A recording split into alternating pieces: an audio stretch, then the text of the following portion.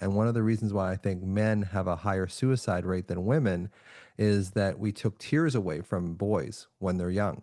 So tears, from a neuroscientific point of view, actually help the brain adapt. So your dog has just died, you're still getting a divorce, but after tears, your brain seems to be like, okay, it's not as bad as I originally thought. There is just something adaptive about being able to cry. And I'm not saying you cry in front of your woman, like that's, maybe a bridge too far for a lot of men, but getting to the place where you can actually have some tears, even if you're in the car by yourself, this allows your brain to adapt. But it's so hard. And I know for me, it's really, really hard. I don't cry from sadness, although I have a lot of sadness and I had a lot of sadness in my life. I cry out of frustration. And I hear that from a lot of men. People that commit suicide, they don't want to die. They just they want to escape from the pain that they're under. So it is really important to understand that it's human connection that allows you to do that. And mostly it's connection with yourself. Because I think that's a lot of the reason why people don't heal from anxiety is they just can't let love in. Mostly because their parents weren't reliable enough and trustable enough that they could trust love. So they protect themselves from love. And when you protect yourself from love, all that's left is fear. And I think the thing with dogs is they're not going to leave you. The thing about my dogs is it shows me the depth of my ability to love. My daughter and my dogs show me the depth of not that I don't love my wife, but my daughter and my dogs really show me this sort of unconditional love that, fuels everything. Go Chiefs. I had a lot We as athletes of the world have an obligation to shed light in what we might call the shadows of the American dream and the shadows of humanity. Welcome first-time listeners and returners to the Sports Deli, where everyone deserves a seat at the table. And the Sports Deli Podcast is sponsored by my YouTube shop. Yes, there is a YouTube shop, and all you got to do is go to youtube.com/@MikeHootner, and you will see thousands of items in there to choose from. It's unbelievable, y'all. What about fucking Colin? Why does he not have a fucking job? Because he's still being whiteballed. Why is Tom not speaking out about that? He should be his biggest fucking ally. And he hasn't said one fucking thing. A lot of people that have come on this show, I don't know why, they've gotten some good fucking jobs afterwards. Jim Rome in the jungle. It's right here in the Sports Deli, baby. We got some good ass karma right here. Let's fucking go. I love it. Man. I love it. We hope you enjoy today's show, everyone. All right, let's rock and roll. So today's podcast is brought to you by my Amazon shop. Check it out at amazon.com/shop/the Sports Deli. And you can see all the products that I've done videos on, my idea list, and my shoppable photos. Enjoy today's show. We have to refer to him as Mr. Duncan. I'm just wondering. Yeah, please, I'm very formal, Secretary Duncan. There you go. Exactly. Just put a sir on the end of it. Secretary Duncan, sir.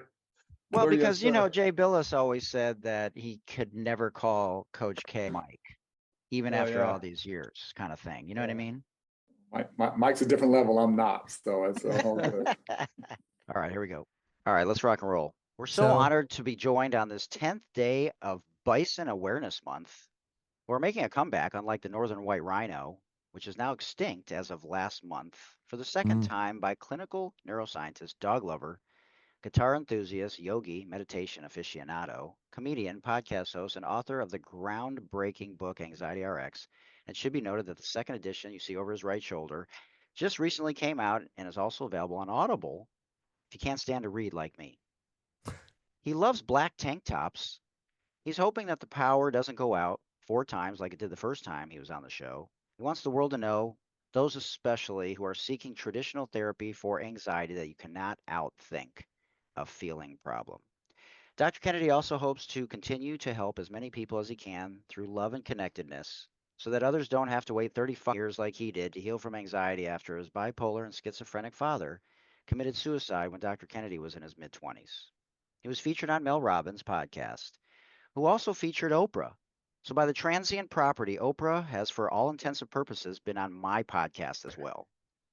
You can find out more about his life-altering MBRX program that we're going to discuss later today on his website at theanxietymd.com or on Instagram at theanxietymd, where he now has 165,000 followers. And it should be noted, he had less than 20,000 followers roughly before he came on my show the first time.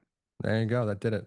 And of course, another great resource is traumahealing.org for those that are looking to get more information on somatic therapy. Doc, so honored.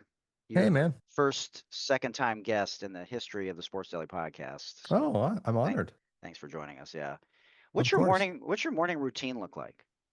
Well, it's changed considerably in the last sort of 3 months. I've never been someone Wow. who likes to go to the gym in the morning, ever. Wow. Right? So in the last 3 months, I get up, I put on a hat because my hair is usually going 5 different directions. I go over to the gym. Some days I have good workouts, some days not so good, but I get there. And then I don't feel fatigued in the afternoon. I feel more sort of energized in general. Now, I used to do my workouts in the afternoon. I used to go at 4 or 5 in the afternoon. But now I find that I have the whole rest of the day and it feels like, okay, I can do whatever I want now. I've done my workout for the day. So that's usually how it starts. When I first get up, I play one of my meditations. So I create these. I've been creating meditations for myself since I've been like 16 years old. I used to Wow. play snooker and pool competitively. So I used to train my brain in tense situations to be able to kind of calm down and relax, especially considering my underlying anxiety disorder. So I listen when I first wake up. I put these headphones on. I have this eye mask, this sort of heated USB eye mask that I put over my eyes, and I sort of sit there and I listen. They're about 20 minutes long, and a lot of them have to do with, connecting with yourself, staying present, seeing that a lot of what I get upset about is the constructs that I create in my own mind that have driven me. So one of the things that I've noticed about myself, and I have a therapist that I go off and on with, last probably 10 years. The things that I noticed is that I used to drive myself with fear all the time. I was afraid that I wouldn't get something, so that fear would drive me to succeed. It drove me to get a medical degree. It drove me to become a stand-up comedian, to become a yoga teacher, to become an author, all this kind of stuff. And then I realized, like, why in my 60s, like, why am I driven by fear? Why am I allowing myself to be driven by fear? So a lot of what I do in the morning is just sort of ground myself in that sense that I'm okay. Whatever happens, if I get another 100,000 followers, great. If I lose 100,000 followers, that's fine too. So it's just getting this sort of equanimous view of life in general, which I think we all sort of start adopting as we get older. We start seeing, like, why am I doing this? Like, if we have some insight, like, why am I doing this? So I wake up, before I even get out of bed, I put the headphones on, I put the eye thing on, and I listen to one of my meditations. And then I get up, I put on my sweatpants, I put on my sleeveless shirts, because everyone knows I love sleeveless shirts because I've got, good shoulders and good biceps. And I just sort of, take the 27-second drive down to the gym. It's 3 blocks away from me, but I drive.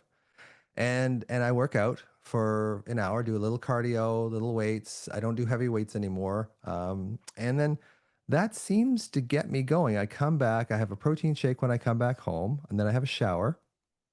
And then I sort of sit in here and say, okay, what have I got to do today? And my daughter, Leandra, kind of runs my life these days because she sort of runs the business. So she says, today I have to film the podcast. You have to do some reels. You've got this interview with Mike. Like, she sends me a text every morning. Like, you've got this interview with Mike that you've been looking forward to for weeks now. Today's the day. Today's the day. And so, yeah, she kind of, organizes the structure, in my life. And just, I love her so much. And it's just such a joy in my life. I know I'm rambling here, is to be able to work with her and be able to sort of build this thing together of helping people understand that their anxiety really is typically this old trauma. The body keeps the score that's stuck in their body, rather than the tip of the iceberg, the part above the surface, which is the worries that we can see. And we blame those worries for the problem, but they're not the problem, which is one of the reasons why I think people don't heal, is they're trying to fix the wrong thing. They're trying to fix the thoughts of the mind instead of the lower part of the iceberg, which is this alarm state, this energy that's been stored in our body. Now, I know you asked me about the morning routine and I kind of rambled there, But that's kind of where I go these days. That's sort of how I, work my life. Has your relationship with your daughter evolved not just from the business side of it, but because of your previous marriages and because you've evolved from a fear-driven life to where you are now? And have you guys discussed that? We haven't discussed it, but we've always been pretty close, Leandra and I. Okay. We always get really silly together. Like we've always done that. When I separated from her mother, so Leandra was born in 1986. I separated from her mom in 1991, but I've always been a consistent part of her life. Like I've always been around. She's, stayed with me on weekends. I would go over on the weeknights and we would hang out. So we've always been really close. I think just in the last couple of years that she's been sort of working with me, we've cemented that relationship, but I think it's always been really close. I don't think it's the working together has created like a deeper bond or anything like that. I have a huge amount of respect for her intellect and her ability to solve problems that I didn't see before. That once she got into this, she's been amazing at it.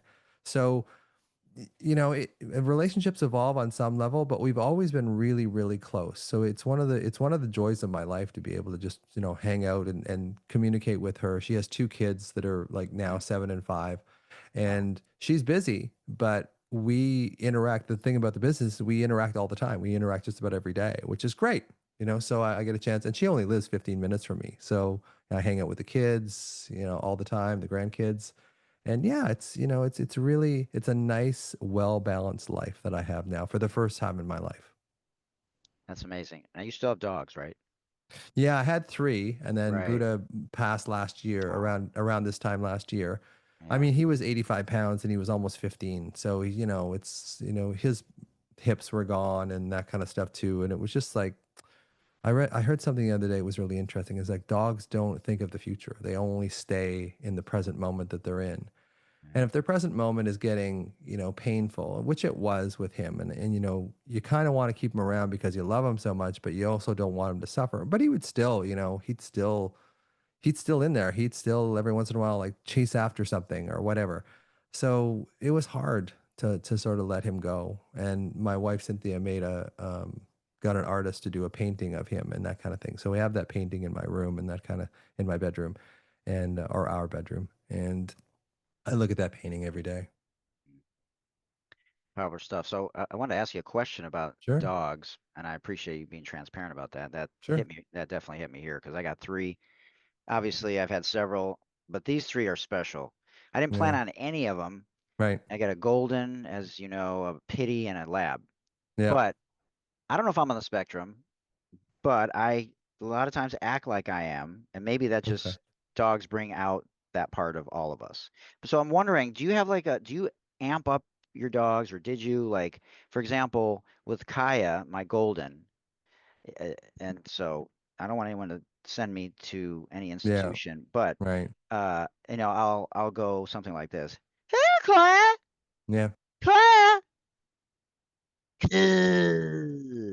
Kaya, Kaya. And then she'll go bananas. Or yep, Daisy. Daisy's like, Days, hey Duke.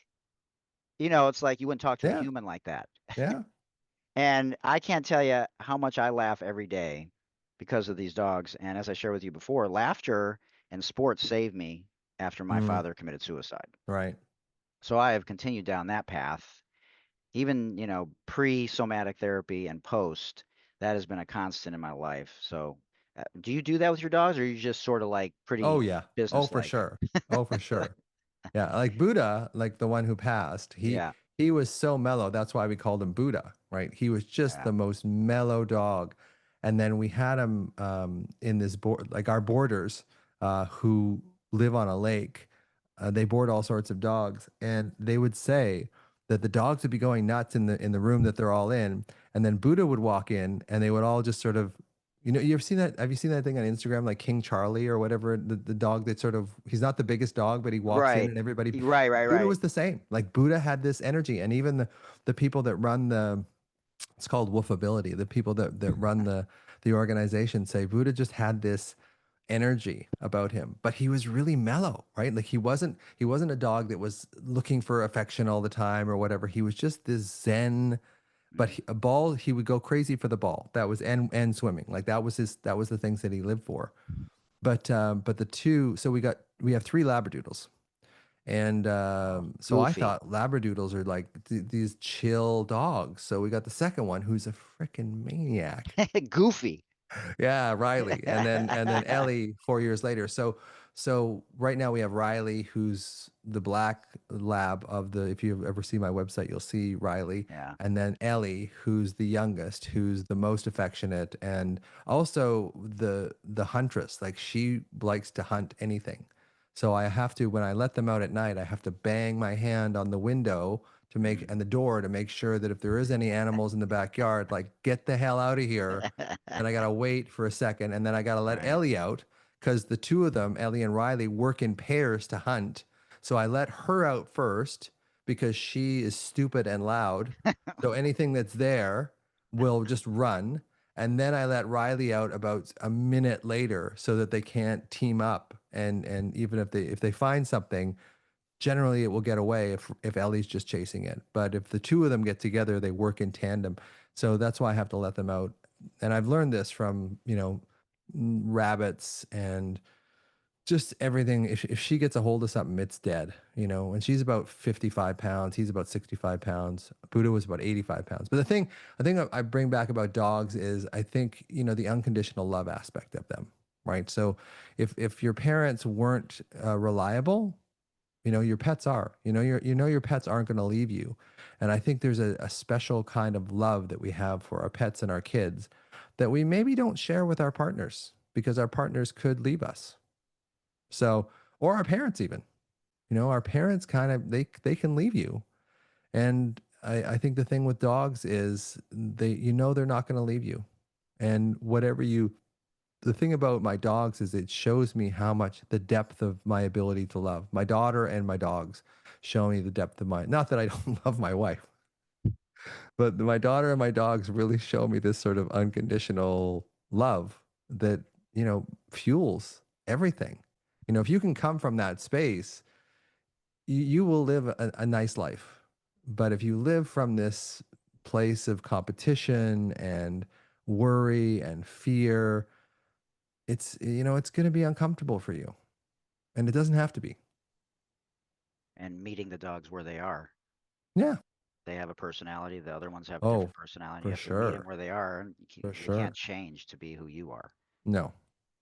But So, I do wind them up. You're right. I do the same thing. wait, what's the funniest thing you say to them? Like, do you move their butt so they go in a circle? Like, do you nudge them Well, with your with knee? Ellie, she's the younger one. So I always say I wanted like a golden female. I love Riley, but his face is black, so I don't see his face as much. So Ellie has this golden face. She's a Labradoodle. And the thing about Ellie is the less excited you get, the more excited she gets. So if she comes up to see me and I just put my hand on her, sort of her sides, both sides of her rib cage, and I just slowly, like a quarter of an inch at a time, just sort of move my hands down, she loses her freaking mind. Whereas if I wind her up, I can wind her up, as well. But if the slower I go, the more excited she gets. And I've never had a dog like that. But she's very connected. Like she sleeps in her crate at night, and then Cynthia will Wow. open the crate around 6 a.m. when we're still sleeping. And what she will do is she will come up and she will flop down onto the lower part of my back. And it's just like, boom, like, okay, I'm in the pack. I'm in the pack. I'm okay now. Like, okay, how are we going to do this? Oh, that's phenomenal. Do they get jealous of each other? Like if you Not pet really. I mean, one, Riley gets okay. a little bit jealous. So does Ellie too. Like if this is how I wind them up sometimes. Like if they both come to see me, I'll give Riley a little extra love, and Ellie will get jealous. If Ellie a little love, Riley gets less jealous than Ellie does. But it's kind of like a game you play with them, right? Like Right, exactly. yeah, they want to be number one.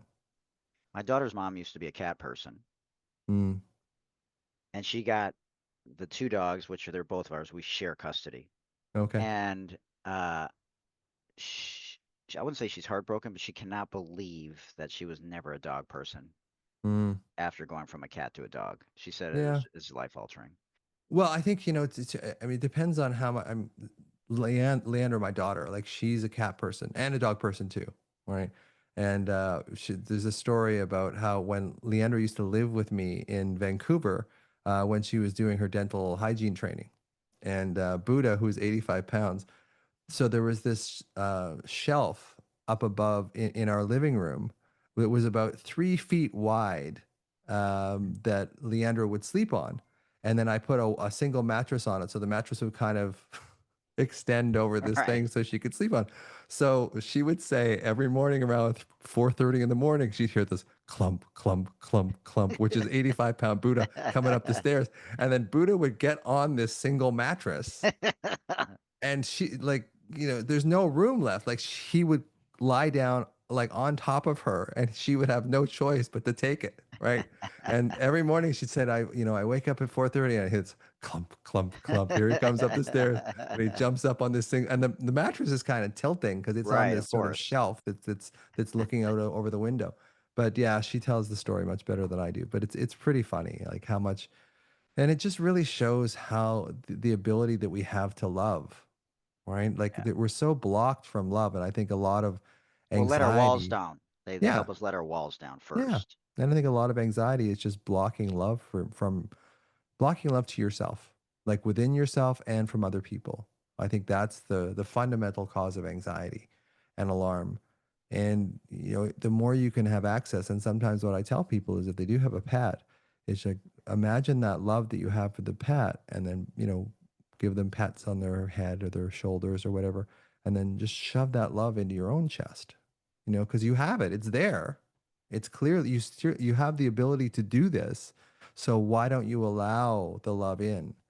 Because I think that's a lot of the reason why people don't heal from anxiety is they just can't let love in. Mostly because their parents weren't reliable enough and trustable enough that they could trust love.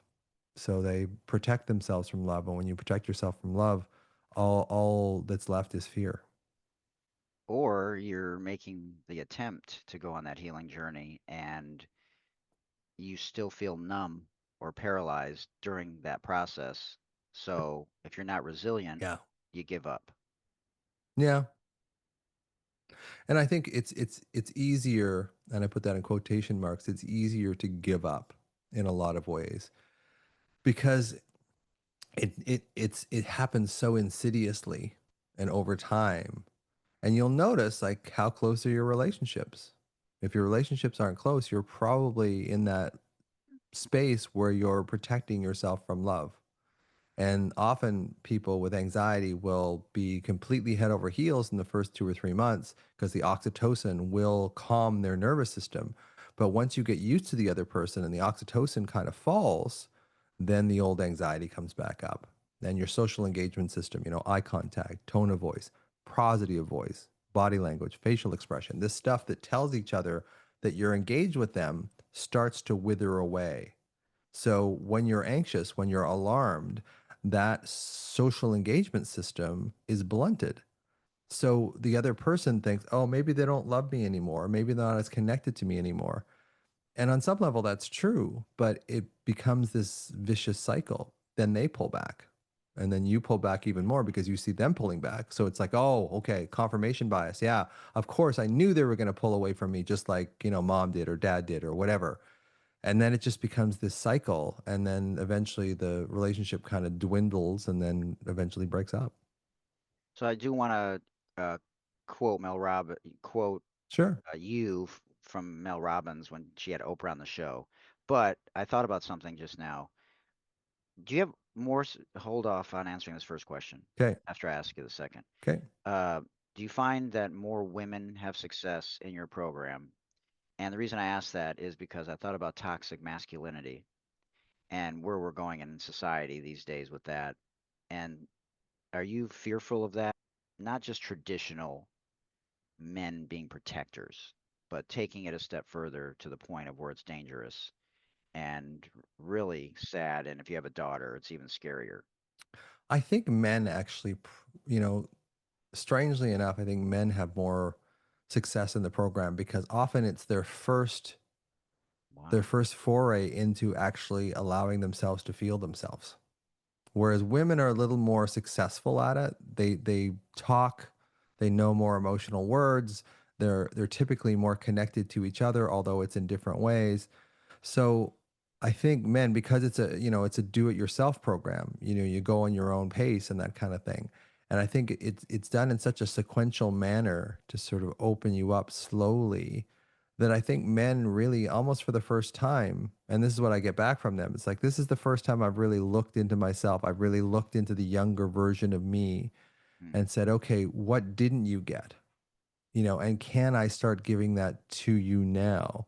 And doing it in such a sort of a graduated way that it doesn't feel like a shock, because you can't sort of say to a man, it's like all of a sudden, I'm going to just take my inner child and I'm just going to hold you and I'm just going to love you. It's like men don't respond to that at all, but they Right. can see the nuts and bolts of, oh, the reason I'm so sad is because, my mom and dad weren't there for me. And I can think of many stories of that. And I think toxic masculinity is such a misnomer in so many ways because there's so many definitions of masculinity. It's a subjective construct. So you'll have a confirmation bias. So if you look at someone who's masculine and say, protecting their dog, well, it's like, well, is that toxic? If someone comes after your dog and you protect, or your your child or your wife or whatever, is that toxic? Some people would say yes. Some people would say no. You should be able to reason with the person and that kind of thing. So it's so subjective, and there's so much confirmation bias that everybody has their own view of what toxicity is, and the needle is getting pushed more towards sensitivity than it is awareness, I think. And anything that hurts, people are I don't want to feel this. So it must be toxic.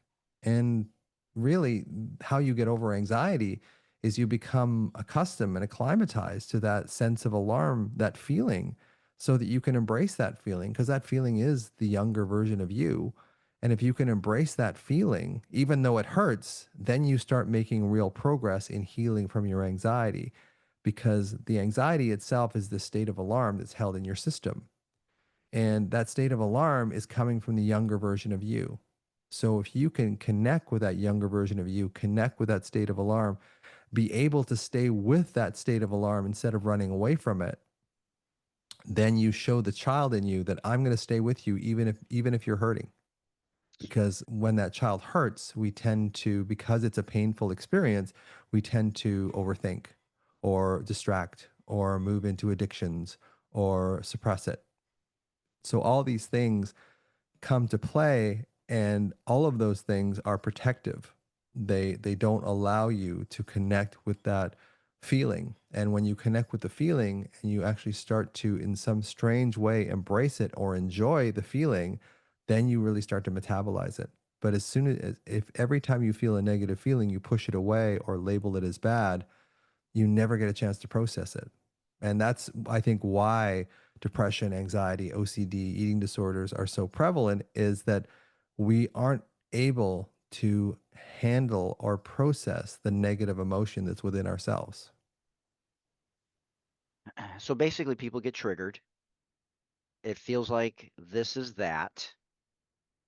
And how would you explain it to somebody that still doesn't understand what the fuck you just said?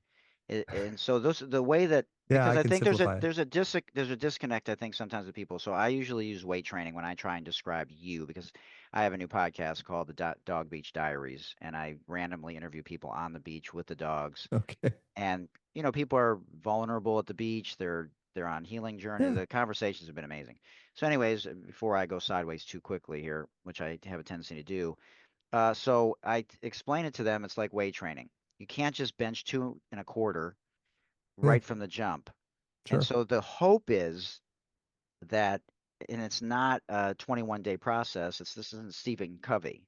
This is Hmm. something for some people like math. It'll take 3 months to feel like there's a little bit of light and there's a sense of clarity, and energetically and vibrationally, you're starting to sense a shift and see the world differently. So it's not necessarily going to ever completely go away. And this is me just trying to explain it. Tell me if I'm wrong. But the intensity and the length of an episode, if that's a bad word, then plug No, something else in that's there. fair. It may be less intense over time, just like weights get stronger over time. You're building the muscle memory so that you're trying to shift what was feeling like a trigger is now you're laughing at it. It's not 10 minutes, it's 5 minutes. It's not a 9 out of 10, it's a 5 out of 10. Right. And over time, you're like, oh, that's how it works in the body. It's Yeah. not as long and it's less intense. Okay. I'll try and be succinct here, which is usually not my nature, but I'm going to. We have a trauma that happens to us when we're younger. That trauma is in our conscious mind. We can't handle that trauma if, say our parent hits us or abuses us in some way. So we push that out of the conscious mind into the unconscious mind. So it's not in our conscious awareness anymore. It's still there, but it's in the conscious, unconscious. The body is a representation of the unconscious mind. So, okay, trauma first, unresolved, goes into the unconscious, goes into the body. That state in the body, that state of alarm that you have is what's creating the worries, warnings, what ifs, worst case scenario in your mind. So the alarm is the cause of the anxiety. Now, the alarm is also coming from that wounded part of you that was hit or was abused or was abandoned or was rejected or was bullied. That's where the alarm comes from. So if we can lower that sense of alarm by seeing, hearing, understanding, opening to, listening, and defending that child in us, the alarm naturally starts to resolve because the child in us is what's creating the alarm. How The does it alarm is, resolve? But like how? it Like just metabolize. I mean, I couldn't how does explain. something become how does it become less intense and less long? Like Well, explain that how that works. yeah. Well, if you look at systematic desensitization, so if you're afraid of spiders, um, and my friend Arash, he's a doctor at Wayne State University in Michigan, does virtual reality. So he puts these goggles on you and it puts you in a virtual room, and he's actually in the virtual room. You can see him in the goggles, and then a tiny little spider runs by. And then he says, "Are you okay with this?" And it's like, "Okay, you're here with me. I can see you, the image of you in these goggles, being there for me, helping me, understanding." And then the spiders get bigger, and then they get bigger, and it's like, and it's systematic. It's slowly, slowly, slowly, slowly. He just double checks with you. Are you okay with that? It's like, okay, yeah, yeah. Wasn't too crazy about it at first, but now I'm okay. So over the course of time, the spiders get bigger and bigger and bigger. And then eventually he has a tarantula in the department that people can go up to and actually touch. So this couldn't be done like, Because yeah, people have a hard time with invisible sure, and of something course, that's not tangible. Weights is sure, tangible. sure. Becoming more tolerant to beer. You have to have 10 beers versus your first 4 when you used to get drunk. Now you can do Right. 10. So it's something like that, right? In a way, so your unconscious mind learns that this thing is no longer a threat. So this re-experiencing, because a lot of anxiety is an age regression. A lot of anxiety is your body feels now exactly the same way that it did back when the original bullying issue or parent was abusive or alcoholic or whatever. We regress back to that same place. The amygdala never forgets, and it creates this sense of fear and alarm that's in our system. And we feel the same way now that we did when the original alarming event was occurring. So if we don't address that alarm, if we don't learn how to feel it without going up into our heads and making a story about it, we can actually face it. This is when people say face your fear, this is exactly what they're saying. They may not know this, but this is what's happening.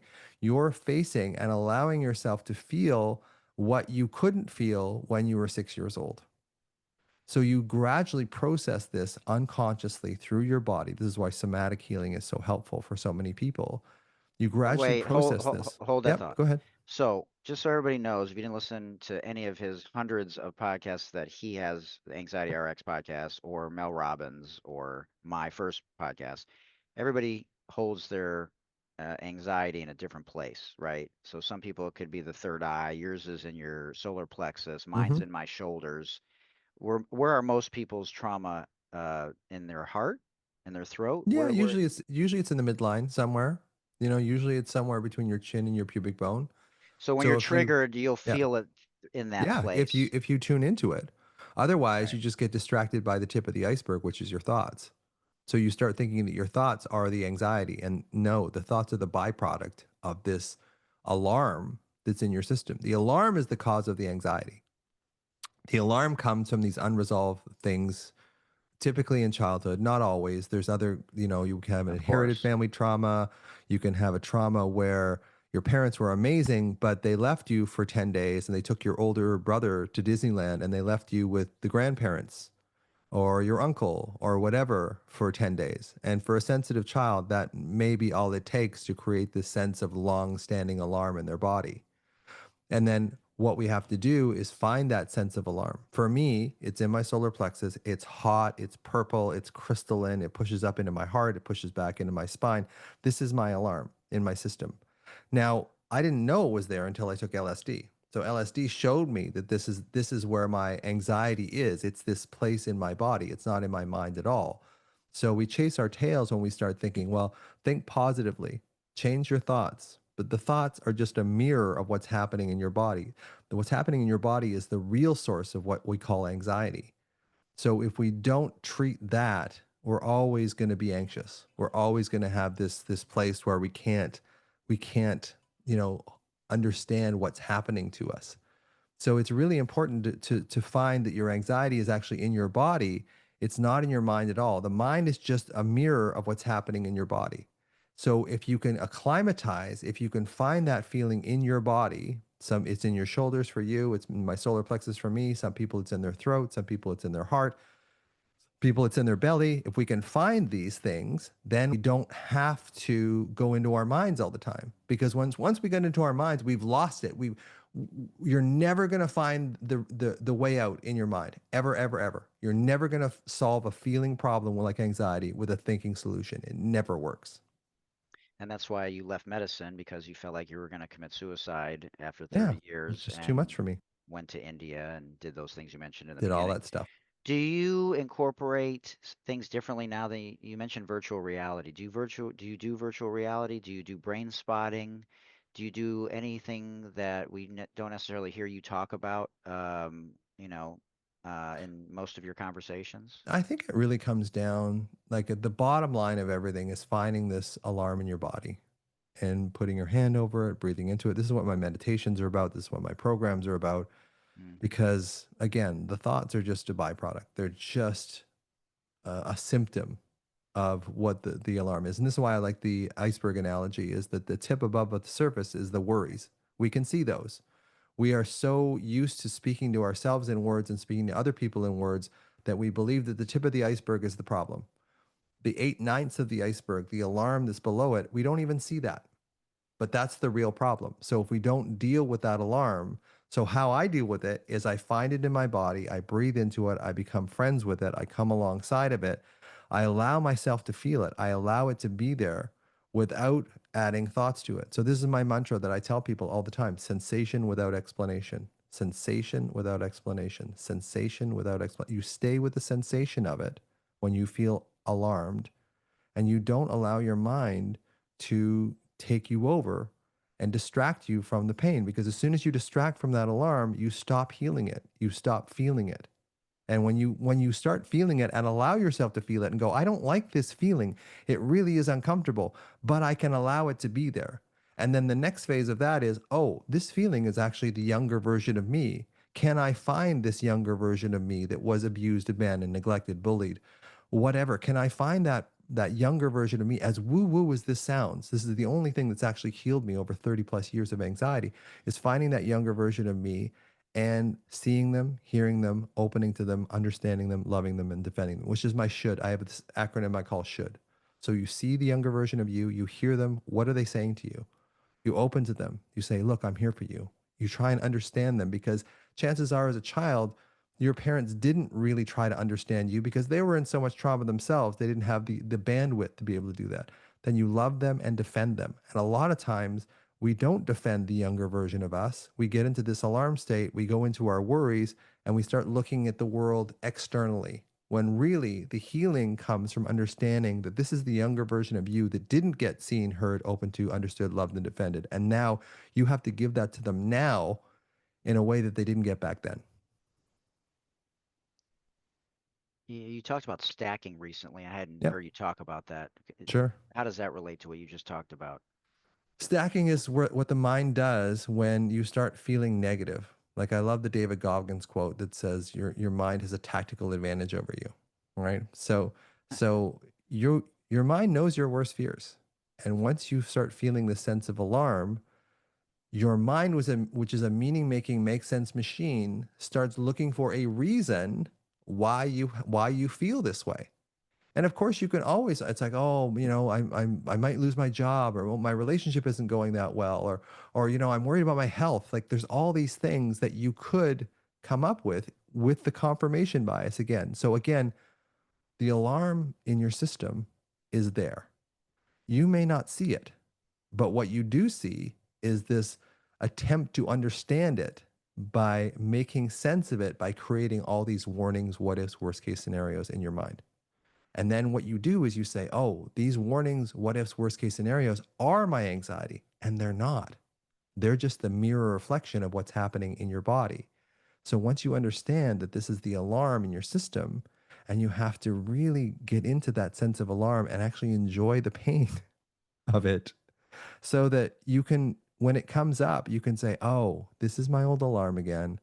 I can actually allow myself to feel it, and I don't have to distract myself from that pain, which I did when I was a child. I'm not a child anymore. I don't have to, I can face this pain head on, and I can feel it, and I can allow myself to feel it. What about people that can't sit in the middle of it initially? Yeah. What are the I think alternatives that's for them? just about everybody. Yeah. I think it's just touching your toes in. This is what Cynthia, my wife's a somatic experiencing practitioner, and I was trained in that too, is basically you go into it and then you find a place in your body that isn't painful. So some people, I will get them to go into their right elbow, because most people, there's not a whole lot of, discomfort in your right elbow. It's kind of a numb sort of place. Right. So even if a place is numb, it's better than a place of alarm. So you go into this alarm state, which I do in my solar plexus, and then I go, okay, where else can I go in my body? And I go into the tip of my elbow. And then I go back into the alarm, and then I go back into the tip of my elbow. Some people go into their breath. It's like, okay, I can go into my breath. I can feel calm. The other thing I will do with people is ask them when the best time in their life was. What was the best time in your life? And then they will recount to me the best time in their life. It's like, okay, can you get the feeling of that? The feeling of getting married, the feeling of meeting your spouse, the feeling of having your first child. You get into the feeling of that. And then we pendulate back and forth between, okay, let's bring up the alarm again. Now let's get into the feeling of, watching your child hit their first home run. Just like get into the feeling of it. But go back and forth, because we heal in a feeling sense. We don't heal in a thinking sense. We cope in a thinking sense, but we heal in a feeling sense. So we have to change that feeling. So yeah, it can swallow you up when you first get into it. So it's learning these other strategies. One with going into the best time in your life, going into your right elbow, going into a place where it doesn't hurt. Is there a place in your body that doesn't feel that alarm? Because when we feel that alarm, our brains are tuned to the point of the most intense sensation. So if you have a hot poker and you touch it with your finger will now take over your entire consciousness, right? So it's the same thing with emotional pain. When the emotional pain comes up, when the alarm comes up, it takes us over and it makes us think that this is all of us. This is the entirety of my existence, is this emotional pain. But it's not. I can also go into my fingertips and realize, oh, my fingertips actually don't feel like that. It's just this place in my solar plexus that feels like that. Oh, maybe this thing isn't all of me. Maybe I'm not 5 years old anymore. Maybe I haven't regressed back. Maybe I can actually stay in the present moment by rubbing my thumb and fingertips together and really sense that sensation, rather than realize that this alarm sensation is going to take me over completely. And then once you do that a number of times, you start realizing, oh, this alarm sensation isn't actually all of me. It was when I was a child, but it's not anymore. So your book, as I mentioned earlier, Over Your Right Shoulder, this is the second edition. The first edition is red. This one's blue. Yeah. Is there any significance to the difference in the color? And tell people what the difference is between the two editions and where they can get it. The first edition, I think I wrote basically from my own experience. I didn't know how popular it was going to be. I just had to write it. I just had to get it out there. I had so much knowledge that was helping people that I thought, okay, I've got to put this into a book. The second edition, which came out 4 years later, was me looking at the first edition going, how can I make this sharper? How can I make this because I would read it and I would go, yeah, that kind of is what I'm trying to say. But as I learned more, I was able in the second edition to kind of make it shorter and make it more impactful because the first edition I was kind of rambling. So I was going to be happy with if the book sold 5,000 copies. And to date, it's sold well over 105,000, 110,000 now. So it is one of those things that the second edition is more refined. The theories are the same in the first and the second edition, but the writing is better in the second. The concepts are more sharp in the second. But if you read the first one, you would get, the same idea out of it that you needed. It's just the second one is written better, and it's adopted by a major publisher as well. So Penguin Random House, and in worldwide, and Macmillan in the North American region. So, it's. But shout out to your first publisher. Yeah, Amanda Johnson, Awaken she was Village Press. great. Yeah, Yeah. she was fantastic. She helped me organize it. She helped me get my thoughts down on paper. Yeah, she was invaluable at getting it going for sure. Yeah, that's amazing. All right, a couple this or that questions, and then we'll Sure. get you out of here. Is that cool? That's Do you great. think kids should wait until they're 15 before they're allowed to use social media? I mean, ideally, of course. I think I mean, some states are going to it here. I think that is that's a given. I mean, we're Is trying to it? get to know ourselves. Yeah, we're trying There's to a get to lot know of parents ourselves. that are like, just let Yeah. kids be kids, and they Well, just but that's not letting kids be kids. Like a phone-based childhood isn't letting the child develop the way they would. Boredom is a huge source of creativity.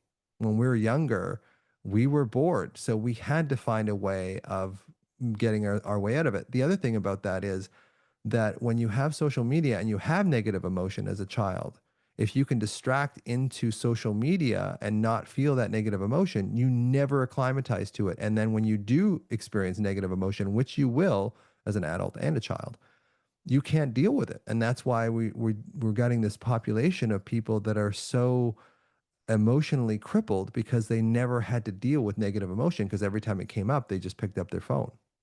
I'd be remiss if I didn't talk a little bit about suicide, since both of our Sure. fathers committed suicide. Yeah. And men and boys have a much higher rate. I don't know about in Canada, but here, 4 No, to it's 6 true times across the higher. board. Yeah.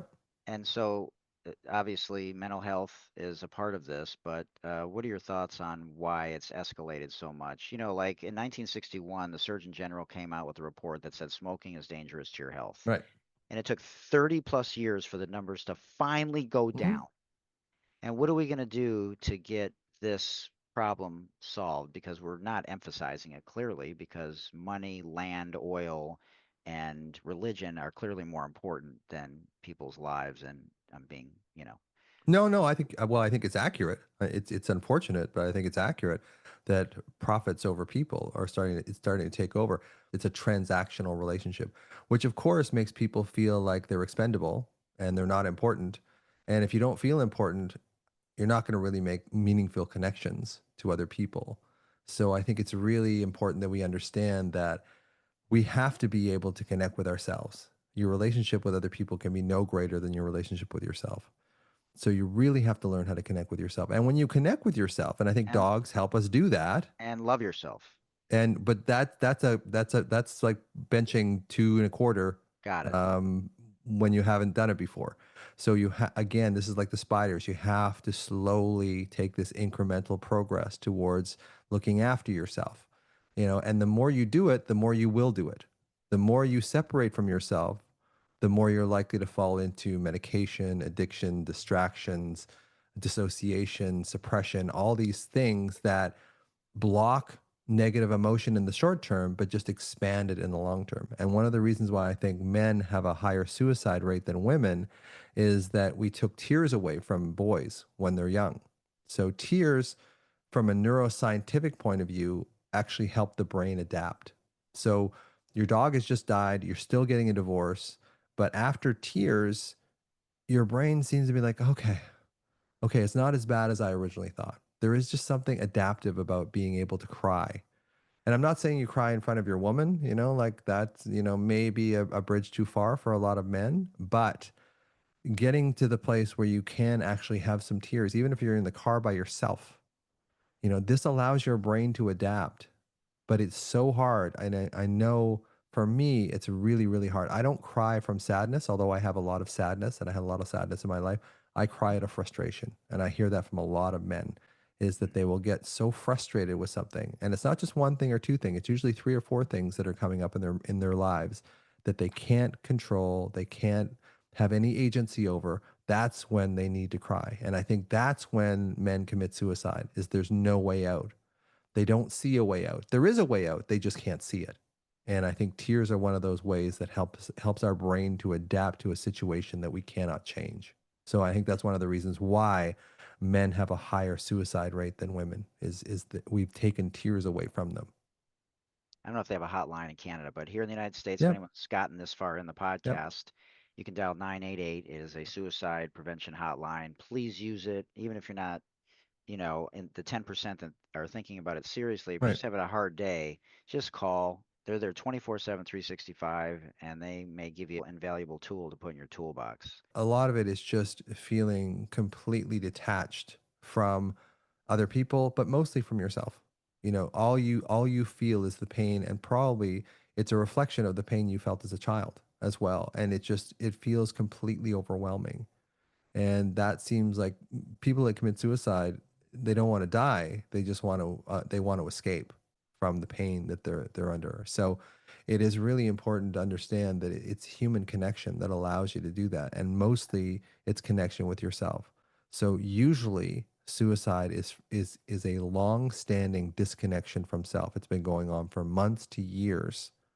And it gets men, so we'll drink, we will take illicit drugs, you will see these people, and that's why we see these people all the time. It's like, well, they're descending Elon into Musk. alcoholism, they're descending into drug use, alcoholism, all this kind of stuff as a way of coping, because our brains are very susceptible to alcohol, to benzodiazepines, to drugs. So it can kind of band-aid things, but there is a point of no return after which you can't come back.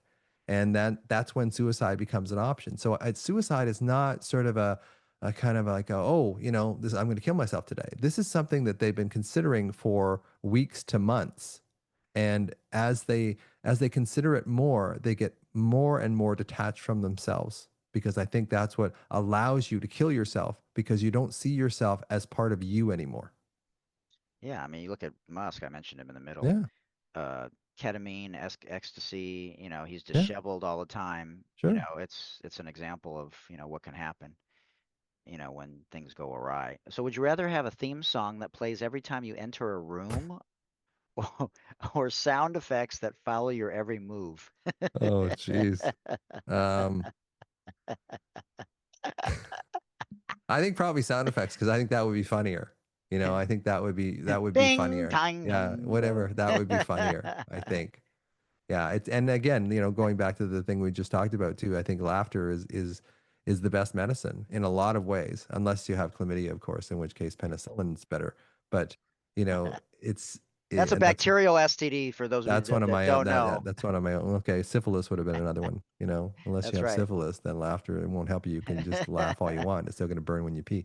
But it really is important, to understand that it really is about connecting with yourself. And like that's really, if you get nothing out of the conversation that we've had, it's just try to, in incremental ways, find the part of you as a child that has the best, because the best parts of you come from the child. So we judge that child because they hold our pain, But you also have to understand that that child holds they hold your generosity, your sense of humor, your ability to love your dogs. All of this stuff comes from the child in you. And so you can't just sort of throw the baby out with the bathwater and go, well, that child experienced a tremendous amount of pain, so I'm just going to separate from that child and live my life from this point forward. It doesn't work that way. All right, last question. So normally I ask if you could have dinner with 3 people, past or present, dead or alive, who would you have dinner with? And do you remember what you answered last time? I probably don't. I don't know if it's changed. What did I answer last time? You said Freud, Jim Carrey, and there was a female comedian whose name Oh, eludes Kristen me. Wiig. Yeah. Yeah. Yeah. So would it change now? What would be the? Would it change now? Who would I talk to now? I would probably, I mean, this sounds really weird, but I would probably like Hitler would be one, I think. Wow. Just Do to sort of this. get inside of what is happening. How did this, and I think drug abuse was a huge issue with him too. I've read a bit of history of him and that kind of thing. I think he just descended into drug abuse, maybe analogous to the way that Musk is now.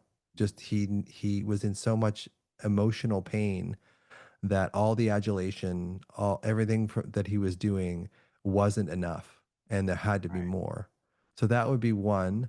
I guess another one that I would do.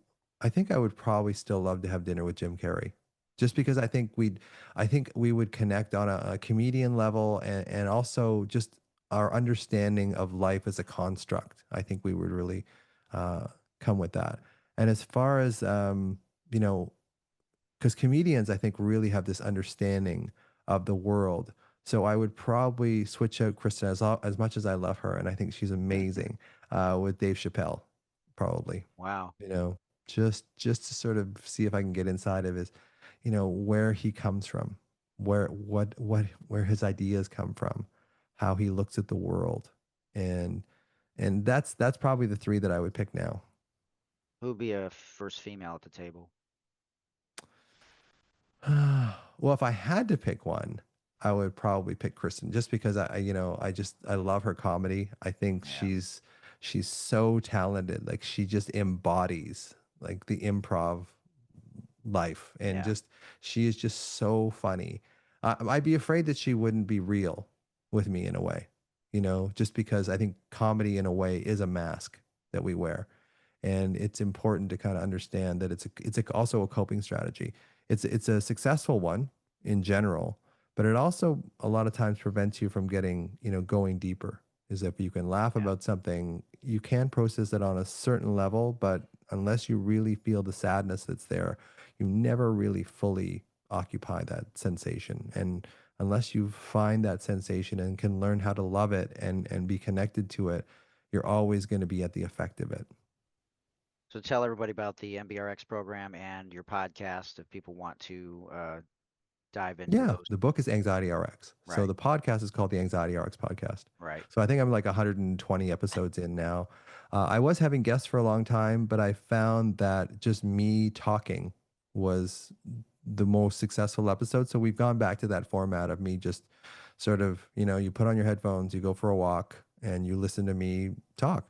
And people have told me I have this sort of soothing kind of voice that Absolutely. says, hey, like this isn't as bad as you're making it out to be.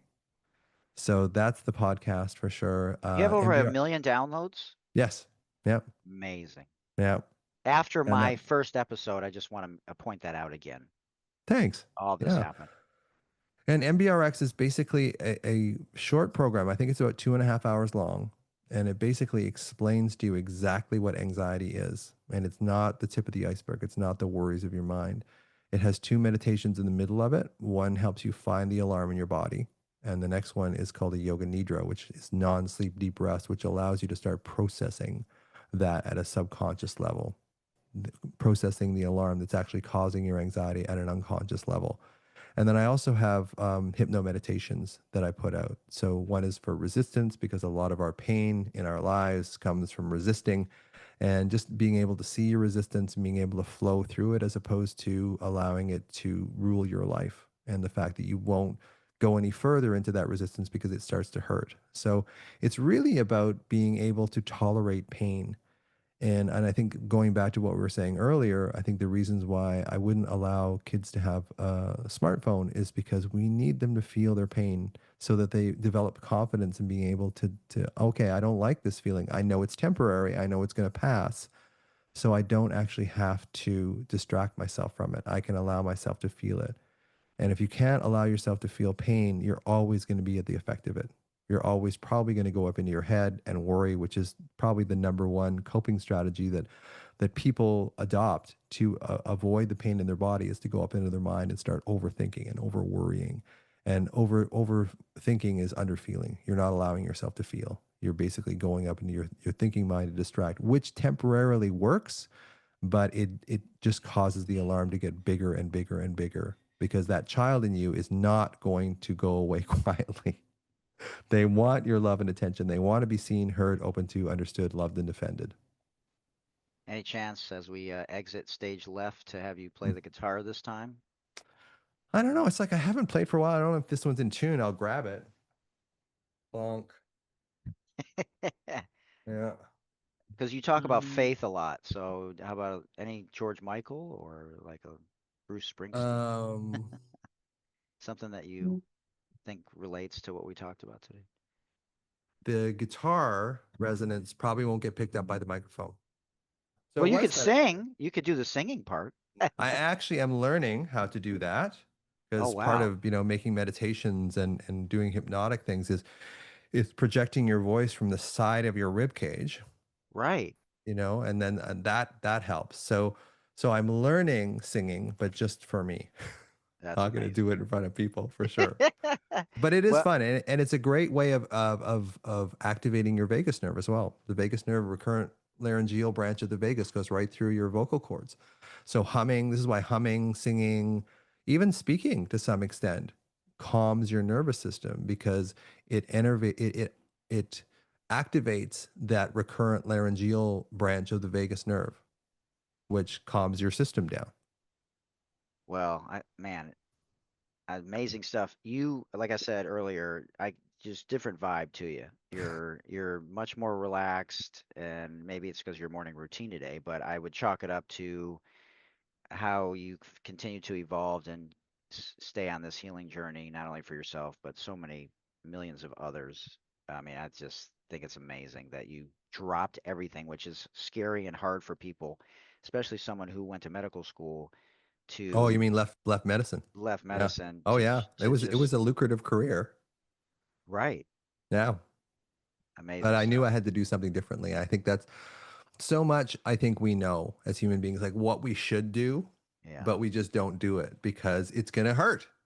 It's going to hurt. So the more you can acclimatize to pain and actually embrace pain, the more the world opens up to you. The more you withdraw from pain, the more the world constricts. Yeah. Love you, Doc. I appreciate you. Love you too, man. I appreciate your work too. Yeah. And You're always anything there I for me. You're always, sending me, things that keep me going, even in the low points, or it's like, oh God, I don't know if I can keep doing this anymore. But you've always been there for me. I'm always happy to talk to you anytime, any day. Yeah, I appreciate that. That means a lot because I don't have many friends. It's just, I mean, I'm a loner. I'm in my garage 6 years Right. later. Yeah. What's your favorite thing about my background? It's a little bit different than last time. Anything I'm stand looking out? at, I'm just trying to find, there's so many things there that I like. It's just, You like my shirt? I'm just trying to see where my eyes go, Yeah. where sort of, so when you talk, your background comes up. When I talk, my background comes up. So keep talking. Well, you I'll got a look lot at more that. books this time than you did last time. That's new. I just rearranged them. They're still there. Like my internship degree's there. My medical Right. degree is, against the wall somewhere. My bachelor's degree is down there somewhere. Yeah. Yeah, I just organized the books, made them a little more color coded and that kind of stuff too. I love that. Funny enough, I think the Detroit Lions helmet. It's off to the side, but when you talk, it's like, okay, where are my eyes drawn to? And I think it's that Interesting. Detroit Lions. Yeah, Well, for whatever reason. Doc, this is my favorite shirt. It says "You are enough," and on the back it says, "To the person behind me, the world is a better place with you in it. Love the person in front of you." So hopefully that resonates with some of you, there is light at the end of the tunnel. And check out Doc's book, Anxiety RX, and go to his website. It's a plethora of information. And go to traumahealing.org, or just go to Barnes and Noble and sit down and read a book on somatic therapy, and just start anywhere. It doesn't matter where you start. It's just, important that you finish, whatever that looks like Yeah. for you, Yeah. because everyone's a little bit different. But just know that there's help out there and you're not alone. Totally. Yeah. All right, Doc. Until the third time that you come back on the show Sure. from the third edition of the book, Absolutely. have an amazing day. I appreciate you so much, and thank your daughter for me and I your wife. appreciate you too. See you, Mike. All right. Talk to you soon. All right. Bye. Dr. Russ Kennedy, ladies and gentlemen. Absolutely phenomenal stuff. I truly hope that you enjoyed the podcast and the style that we tried to convey, which was more conversational, and we offered some sort of education, motivation, inspiration, or transformation. And we'll see you next time. Enjoy these outtakes, ladies and gentlemen. How you doing, man? And we have power. We've got no power, Captain. We've got no power. Everything's How you good, doing? man. Everything's, thank goodness. Yeah. Good. Yeah. How you been? Busy? Oh, yeah, well, sort of. Yeah. I kind of guide my life, with a bit of, hopefully some balance these days. I don't get too wrapped up in, it's good. My daughter basically runs my existence now, which is great. We work together all the time, which is fabulous because she's great. So yeah, things are good. I love that. Which is a little bit different than the last time we met, because there was pushback either from the medical side, even if it was just a little bit, versus, people's comments, people coming into your spaces and, questioning your methods, or, lashing out, or whatever it is that they were doing. I don't know. So now you don't worry about it as much? No, it doesn't really bother me so much. I try and just, go with it. I realize that just about everything in life is a construct. Human beings, the more fearful they get, want to fall back on their own beliefs. So that's why I think we're in a really bad state in the world right now, because people fall back on their beliefs as if they're true. Their fear state doesn't allow them to see any other point of view. And this is what leads us into really bad conflicts. So, I look at my own perception of the world. Is my theory of anxiety correct? Hopefully, I don't know for sure. It seems to help people. So, I think that's what we do, is we try so hard to prove, what we already think. And anything that goes against that, we just let go by like Teflon, and anything that confirms it, we say, see, this is absolutely true. Understand that it's not a competition. It just is. And it's up to you to create your own life, really. And I preface that with, everybody's sense of reality is different. And, if you believe in God, then God exists for you. And if you don't believe in God, then God doesn't exist for you. And that's kind of how it is. Life is a very subjective experience. And I think we put sort of signposts along the way that we ground ourselves to, and we attach ourselves to, because it gives us a sense of, grounding. If we just knew that everything we thought was a construct, it would be very destabilizing for a lot of people. Thanks again for joining us today, everyone. Feel free to send me an email to thesportsdeli@gmail.com. Also, check out my link tree. It's /Mike Hootner. Also, like to thank a few people. 40 Tons Brand is a socially conscious cannabis brand, and they're doing amazing things. Check them out.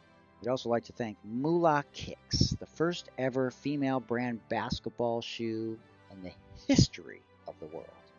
We'd also like to encourage you, if you're having a hard day, and if you're feeling like you just don't want to live anymore, all you have to do is dial 988 from any phone, and there will be someone there 24/7, 365. So don't feel like you have to fight this battle alone. Don't forget to do your self-breast and self-testicular exams every month. It's really important, as early detection is the key. Remember, Black Lives Matter. Reach out to your local and state politicians for any individual or group that you feel are being marginalized. Stop the bullying. Stop the Asian hate. Let's end gun violence with common sense laws. Let's be allies for the LGBTQIA+ community. And I challenge those of you in the white space to be anti-racist, to be bridges and vessels, to help bridge the gaps between black and white America. And remember, until next time, it takes a village, everyone. Much love.